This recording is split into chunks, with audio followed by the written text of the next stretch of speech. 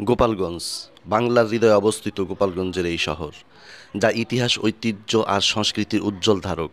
এই জনপদে জন্ম নিয়েছিলেন জাতির জনক বঙ্গবন্ধু শেখ মুজিবুর রহমান। গোপালগঞ্জ শুধু রাজনৈতিক ইতিহাসই নয়, সাংস্কৃতিক ঐতিহ্যেরও সমৃদ্ধ।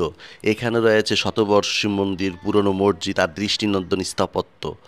মধুমতি নদীর বুকে ভেসে উঠেছে প্রাচীন সভ্যতার স্মৃতি, আর শহরের প্রতিটি প্রান্তে ছড়িয়ে আছে গ্রামীণ বাংলার চিরন্তন সৌন্দর্য। এই শহরের মানুষ সহজ সরল, অতিথিপরায়ণ আর পরিশ্রমী। ধর্মীয় সম্প্রীতি, লোকসঙ্গীত, নাটক আর উৎসব এখানে আজও জীবন্ত করে রাখে বাংলার আসল রূপ। আজকের আধুনিক গোপালগঞ্জ উন্নয়ন আর অগ্রগতির প্রতীক, কিন্তু ইতিহাসে শিকড়ে দাঁড়িয়ে রয়েছে এই শহরের আপন পরিচিতি ধরে রেখেছে।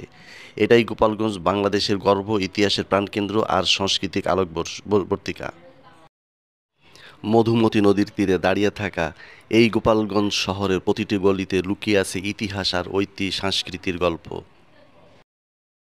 হাজার বৎসরে দাঁড়িয়ে থাকা এই গোপালগঞ্জ শুধু একটি শহর নয়, এটি এখানকার মানুষের সহজ সরল আর অতিথিপরায়ণের এক উজ্জ্বল দৃষ্টান্ত। শান্ত নদীর ধারা, প্রকৃতির ছোঁয়া আর মানুষের সহজ সরল জীবনযাপন একে করে তুলেছে এক অনন্য গোপালগঞ্জ।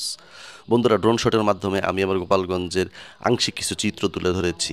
ধন্যবাদ, সবাই ভালো থাকবেন। আল্লাহ হাফেজ।